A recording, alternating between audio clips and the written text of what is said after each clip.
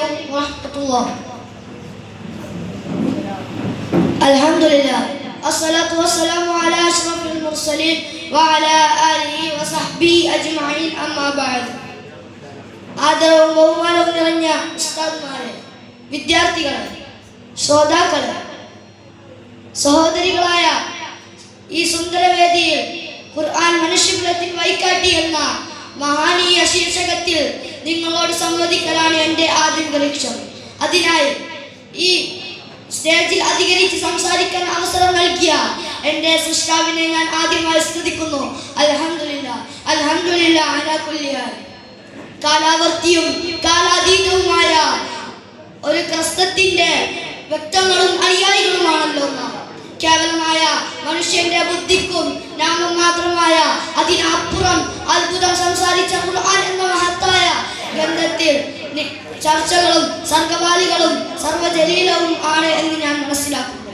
ഏതെങ്കിലും മത സമൂഹത്തിന് മുസ്ലിം എന്നോ ക്രിസ്ത്യൻ എന്നോ സിഖ് എന്നോ ചൈന എന്നോ വേർതിരിവുകൾ കൽപ്പിക്കാതെ സകല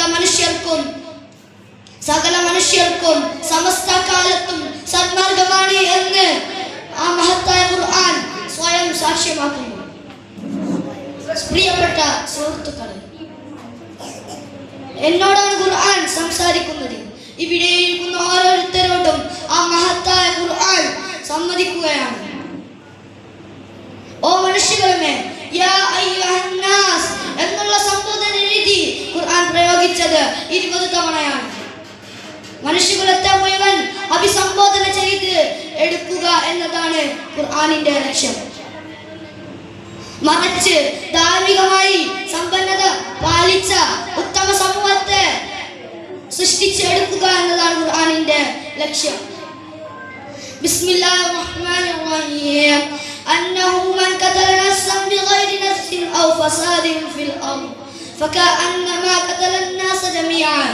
ഒരു മനുഷ്യനെ അന്യായമായോ അതിക്രമമായോ കൊലപ്പെടുത്തിയാൽ ആ മനുഷ്യകുലത്തെ മുഴുവൻ വധിക്കും എന്നതിന്റെ തുല്യമാണ് ഒരു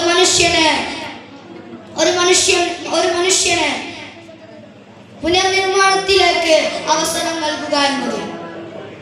ഓ മനുഷ്യകളെ, ഞാൻ നിങ്ങളെ സൃഷ്ടിച്ചത് ഒരൊറ്റ മാതാവിൽ നിന്നും ഒരൊറ്റ പിതാവിൽ നിന്നുമാകുന്നു. നിങ്ങൾക്കിടയിൽ ഗോത്രങ്ങളും നിറങ്ങളും ഭാഷകളും ഉണ്ടാകും എന്ന് നമ്മെ ഖുർആൻ പഠിപ്പിക്കുന്നു. ഇത്രയും പറഞ്ഞ് എൻ്റെ ഈ കൊച്ചു പ്രസംഗം ഇവിടെ തന്നെ ഞാൻ വിരാമം ഇടുന്നു. അൽഹംദുലില്ലാഹി റബ്ബിൽ ആലമീൻ. അസ്സലാമു അലൈക്കും വറഹ്മത്തുള്ളാഹി.